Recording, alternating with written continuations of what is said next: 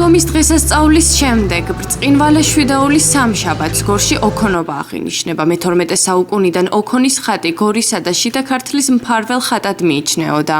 ოქონის ტაძარში ატენისა და გორის მიტროპოლიტმა ანდრიამ სადღესასწაულო წირვა ლოცვა აღავლინა. წირვის შემდეგ კი ქალაქის ქუჩებში ტრადიციული მსვლელობა გაიმართა. სასულიერო პირებმა მოსახლეობა დაალოცეს და ქალაქის ქუჩები აკურთხეს. ახლა ლიტანიობა სრულდება იმ სასწაულთმოქმედი ხატის ზუსტი ასლით, რომელიც წმინდა ნაწილებსაც მოიცავს. არის ჩაბრძანებული რამოდენიმე წმინდა ნაწილი და ამ ხატის მფარველობა შეგვეწიოს ყველას. გვჯერა რომ ის ჩვენი ძველი ტრადიციაც, ჩვენი მამა-პაპათა ადაცით და წესით, რომელიც სამწუხაროდ იქნა დარღვეული უღმრთოების პერიოდში, აღსდგება და რაც მთავარია, აღსდგება ჩვენი სულიერი ცხოვრება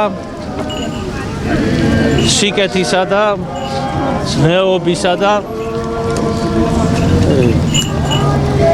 პირობებში, რომელიც ძალიან გჭირდება დღეს, რათა ვიცხოვროთ მშვიდობიანად და ვიცხოვროთ ერთმანეთის სიყვარულითა და პატივისცემით.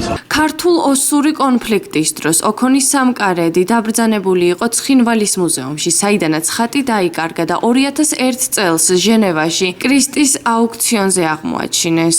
ოქონობა გორის დღესასწაული არის და ყველა გორელი ჩემი აზრით ვალდებულია დღეს აქ იყოს ჩვენთან. მრავალს დაესწარით. გილოცავთ ყველას. ყველას გილოცავთ ოქონის დღესასწაულს. ყველა გორელს, ყველა ქართველს. და რა ვიცი, სრულიად საქართველოს, სრულიად გორელებს.